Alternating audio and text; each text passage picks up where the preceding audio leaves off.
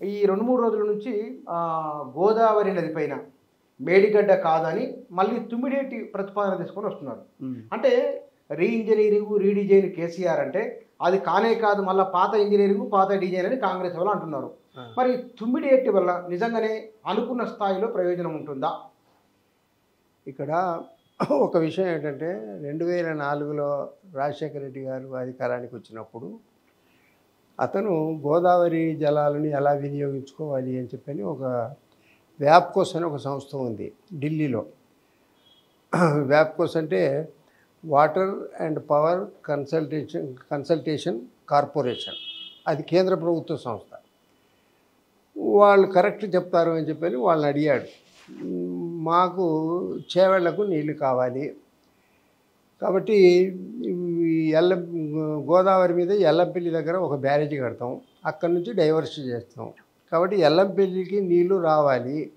ఇప్పుడు గోదావరి ఏమిటంటే మనకు త్రయంబకంలో స్టార్ట్ అవుతుంది మహారాష్ట్రలో. అయ్యి మనకు 640 కిలోమీటర్లు ఎంటర్ అయిన తర్వాత మన తెలంగాణలోకి వచ్చేస్తుంది నిజామాబాద్కు. నిజామాబాద్కు వచ్చిన తర్వాత మనం ఏం చేసాం, ఒక 50 కిలోమీటర్ల దూరంలో శ్రీరామ్ సాగర్ ప్రాజెక్టు కట్టాం.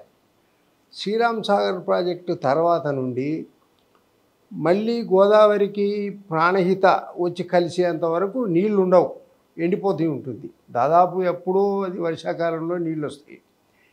కాబట్టి ఎక్కువగా ఏమిటంటే ఈ ప్రాణహిత వచ్చి కలిస్తేనే గోదావరిలో నీళ్ళు ఉంటాయి. అది ఎక్కడ ప్రాణహిత ఎక్కడ కలుస్తుంది? కాళేశ్వరం దగ్గర కలుస్తుంది. ఈ ప్రాణహిత అనే పేరు ఎందుకు వచ్చిందంటే ప్రాణహితలో 3 నదులు కలుస్తాయి.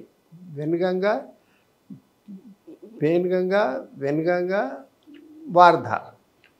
వార్ధ మధ్యలో ఉంటుంది, కింద పెయిన్గంగా ఉంటుంది, ఈ తర్వాత వెయిన్గంగా చివరికి ఉంటుంది. ఈ 3 నదులు కౌటాల దగ్గర కలుస్తాయి.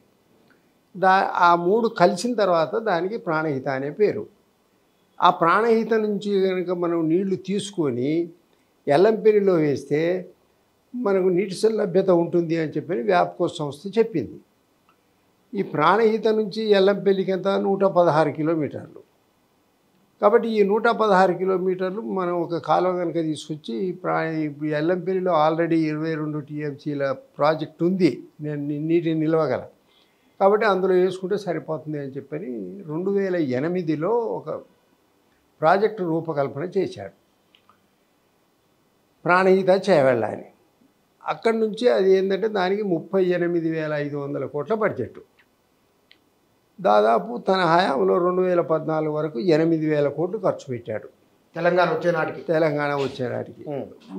8,000 కోట్లు ఖర్చు పెట్టాడు. కానీ ప్రాణహిత మీద బ్యారేజీ కట్టకుండా ప్రాణహిత తర్వాత నుంచి ఎల్లంపల్లి వరకు కాలువలు తీశాడు. 71 కిలోమీటర్లు దాదాపు కాలువలు తీశాడు. ఆ తర్వాత ఎల్లంపల్లి నిర్మాణం చేశాడు. ఎల్లంపల్లి తర్వాత మిడ్మానేరు, తర్వాత ఇటు మల్లన్న సాగరు, ఇవన్నీ పాతే, ఇవన్నీ కట్టాడు. ఇవన్నీ ఒక్కొక్క టీఎంసీ. ఈ మల్లన్న సాగరు, తర్వాత ఈ కొండపోచమ్మ, ఇవన్నీ కూడా ఏంటంటే ఈ ఎల్లంపల్లి తర్వాత ఉన్నటువంటి 200 కిలోమీటర్లు ఇది ఒక్కొక్క టీఎంసీ 2 టీఎంసీలతోటి ప్రాజెక్టు ప్రారంభించాడు. ఆ తర్వాత ఏమిటంటే అక్కడ ప్రాణహిత దగ్గర 148 మీటర్ల ఎత్తు కనుక కడితే మనకు 160 టీఎంసీలు వస్తాయి సంవత్సరం 90 రోజులకు అని చెప్పని వాళ్ళు ఒక అంచనా వేశారు. అయితే మనం అడిగింది ఏంటంటే 150 మీటర్ల ఎత్తు, ఇంకో 2 మీటర్లు అదనంగా కడతామని. అయితే వాళ్ళు ముంపుకు గురవుతుంది కాబట్టి మహారాష్ట్ర ప్రభుత్వం మేము అంగీకరించమన్నారు. సరే, చివరికి అంగీకరించారు, ఒప్పందం కూడా జరిగింది, ఎంఓయు. కానీ సంతకాలు కాలే. ఈలోపు చనిపోయాడు. చనిపోయిన తర్వాత ఈ కేసీఆర్ వచ్చాడు. కేసీఆర్ వచ్చి మహారాష్ట్ర ప్రభుత్వం దగ్గరికి వెళ్ళాడు. వెళ్ళి అక్కడ అడిగాడు. మేము అప్పటికి ప్రభుత్వం మారింది, బీజేపీ ప్రభుత్వం వచ్చింది.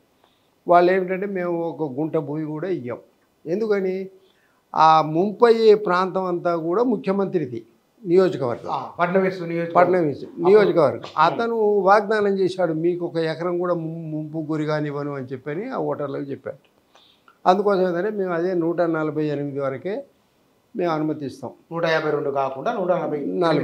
152 ఇవ్వం, 150 కూడా ఇవ్వం, 148 వరకే చేస్తామని చెప్పారు. మళ్ళీ వ్యాప్ కోసం వాళ్ళని అడిగారు, ఏం సంగతి అని.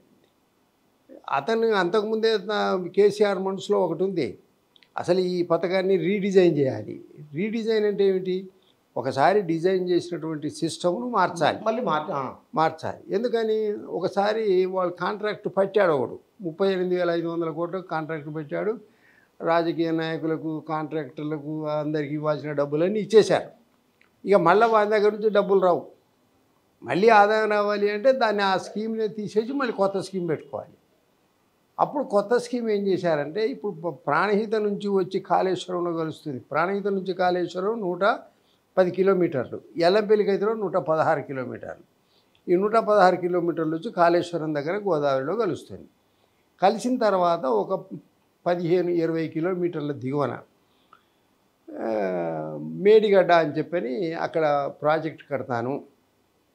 మేడిగడ్డ ప్రాజెక్టు కట్టి మేడిగడ్డ నుంచి నీళ్లు ముందుకు వస్తాయి, గోదావరిలో ఎదురొస్తాయి వెనక వాటరు. ఆ వెనక వాటర్ను మళ్ళీ అన్నారం అనే బ్రిడ్జ్ కట్టి లిఫ్ట్ చేస్తే ముందుకు వస్తాయి. దాని తర్వాత సుందిళ్ళ అని ఒక ప్రాజెక్టు కడితే సుందిళ్ళ నుంచి ఎల్లంపల్లిలో వేస్తాం.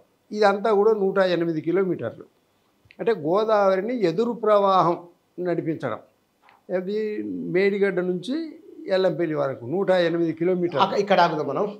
కేసీఆర్ తుమ్మిడిహెట్టి నుంచి మేడిగడ్డకు తీసుకొని పోవడం అంటే ప్రాణహిత గోదావరిలో కలిసిన తర్వాత కిలోమీటర్ డౌన్ స్ట్రీమ్లో కడుతున్నాడు కదా, అతని నిర్ణయం సమంజసమేనా?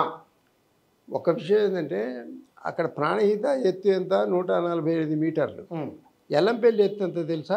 అది 148. కాబట్టి అక్కడ ఒక 20 మీటర్ల ఎత్తు లిఫ్ట్ కనుక పెడితే ప్రాణహిత నుంచి డైరెక్ట్గా వచ్చేస్తాయి, గ్రావిటీ, ఖర్చు లేకుండా. ఇక్కడ ఇది మేడిగడ్డ 100 మీటర్లే. 100 మీటర్ల నుంచి ఎల్లంపల్లికి పోవాలి అంటే 148 మీటర్ల ఎత్తుకు పోవాలంటే 48 మీటర్ల ఎత్తు వెళ్ళాలి అని చెప్పంటే ఒక్క ప్రాజెక్టుతో వీలు పడదని చెప్పని మేడిగడ్డ, అన్నారం, సుందిళ్ళ 3 ప్రాజెక్టులు కట్టాడు. కట్టి ఎల్లంపల్లిలో వేశాడు. ఎల్లంపల్లి నుంచి ఇక కామన్ నది కాబట్టి ఈ ఎల్లంపల్లికి వాటర్ సోర్స్ క్రియేట్ చేయడానికి కేసీఆర్ ఏం చేసిందంటే ఆ ప్రాజెక్టును బంద్ పెట్టి ఇది చేశాడు. చేసి దాన్ని ఏం చేశాడు, ఆదిలాబాద్కే పరిమితం చేశాడు. అప్పుడు ఆదిలాబాద్కి మొదలు 56,000 ఎకరాలకు ఉండేది. అవును, దాన్ని 2 లక్షల ఎకరాలకు పెంచాడు. ఆయకట్టు పెంచాడు కానీ అది ఏమీ చేయలేదు, ఎందుకంటే అసలు బ్రిడ్జ్ కడితే కదా. ఓకే. పైగా ఏం చేశాడంటే ఈ మేడిగడ్డ, అన్నారం, సుందిళ్ళ ప్రాజెక్టులు వెంటనే చాలా ఫాస్ట్గా కట్టేశాడు. ఈ వ్యాప్కోస్ వాడి పర్మిషన్ రిపోర్ట్ తీసుకొని ఈ కట్టడానికి ముందు 2015లో అనంతరాములు మరియు 4 ఇంజనీర్లతో సెర్చ్ కమిటీ వేశాడు కేసీఆర్. వాళ్ళు పాపం హెలికాప్టర్లలో తిరిగారు, కింద తిరిగారు, మీద తిరిగారు, అన్నీ తిరిగి వచ్చి ఈ మేడిగడ్డ కుదరదు, కాళేశ్వరం ప్రాజెక్టు ఇది ఫీజిబుల్ కాదు అని చెప్పారు. ఎందుకంటే గోదావరిలో 250 మీటర్ల లోతు ఇసుక ఉంటుంది. 250 మీటర్ల లోతు. ఒకవేళ కనుక నువ్వు ఆ ఇసుకంతా పోయి గట్టి భూమి తీస్తే తప్ప రాదు. అందుకే పోలవరం అందుకే కదా వాళ్ళు తీసి సైడ్కి కట్టుకున్నది. అవును, సెంట్రల్లో కట్టకుండా సైడ్కి కట్టుకున్నారు గట్టి రావడానికి. అందుకోసం వీళ్ళు ఏం చేశారంటే, మీరు ఎంత పునాది తీసినా కింది నుంచి సీపేజ్ వస్తుంది. సీపేజ్ అంటే నీళ్లు ముందు నిలబెట్టిన నీళ్ళకి వెనక నుంచి వస్తాయి. ఇసుక కదా ఉన్నది, నువ్వు ఒకవేళ పోసినా.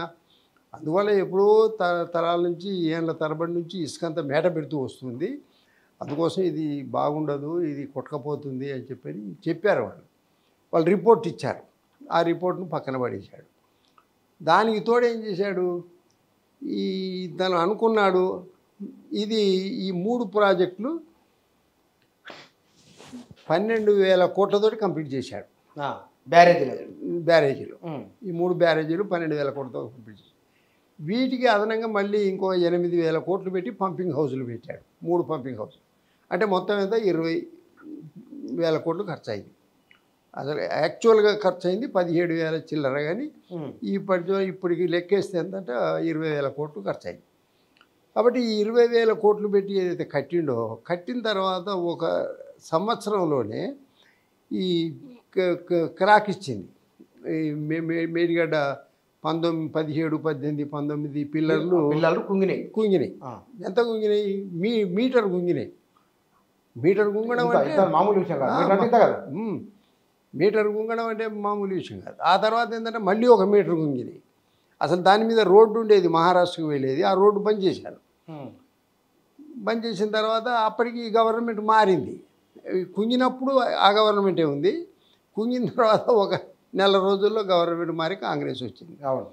వాళ్ళు అప్పుడు ఏంటంటే నేషనల్ డ్యామ్ సేఫ్టీ NDSF అని వాళ్ళు వచ్చి చెకప్ చేశారు. ఇది చాలా ప్రమాదం, ఈ కుంగింది, ఇది మీరు ఇది మొత్తం డైమండ్ కటింగ్ చేసి మళ్ళీ ఇదంతా తీసేసి మళ్ళీ కొత్తది మీరు కన్స్ట్రక్షన్ చేయాలి అని చెప్పని వాళ్ళు మొదలు సలహా ఇచ్చారు. సలహా ఇస్తే ఎవరు కట్టాలి అని చెప్పని L&T కంపెనీ వాడు ఎవరైతే కాంట్రాక్ట్ ఉండో వాడిని అడిగారు. వాడు నేను కట్టను, నేను ఆల్రెడీ నిర్మాణం చేసి మీ హ్యాండ్ ఓవర్ చేసేసాను, అయిపోయింది, అందుకోసం ఏంటంటే నాకు బాధ్యత లేదన్న. అప్పుడు కాంగ్రెస్ గవర్నమెంట్ ఏంటంటే మిమ్మల్ని బ్లాక్ లిస్ట్లో పెడతామని చెప్పన్నారు. వాడికి మళ్ళీ భవిష్యత్తులో కాంట్రాక్టులు రావు, ఒక గవర్నమెంట్తో, అందులో నేషనల్గా పార్టీ ఉన్న గవర్నమెంట్తో ఘర్షణ ఎందుకని చెప్పని నేనే నిర్మాణం చేస్తాను అని చెప్పన్నారు. కానీ మీరు రింగ్ బండ్ కట్టడానికి, చెరువు గండిపోతే ఏం చేస్తారు, కట్ట బాగు చేయాలంటే రింగ్ బండ్ కడతారు కదా, ఆ రింగ్ బండ్ కట్టడానికి 50 కోట్లు అయితే అవి ఇవ్వండి అని చెప్పాను. అంటే కాపర్ డ్యామ్ అవి కూడా ఇవ్వమన్నారు.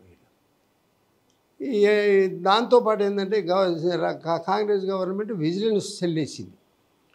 విజిలెన్స్ సెల్ కాకుండా ఓ జస్టిస్తో కమిషన్ వేశారు, ఘోష్తో. 3 enquiry, national dam safety, vigilance cell, తర్వాత పోతే జస్టిస్ తోటి కమిషన్ వేశారు. ఈ 3 కమిషన్లు నడుస్తూ ఉన్న క్రమంలో కేసీఆర్ అనేది ఏమిటంటే అదంతా చిన్న పని, దాన్ని పెద్ద కావాలని పెద్ద చేస్తున్నారు అని చెప్పని కేసీఆర్, KTR వీళ్ళు కామెంట్స్ మొదలుపెట్టారు.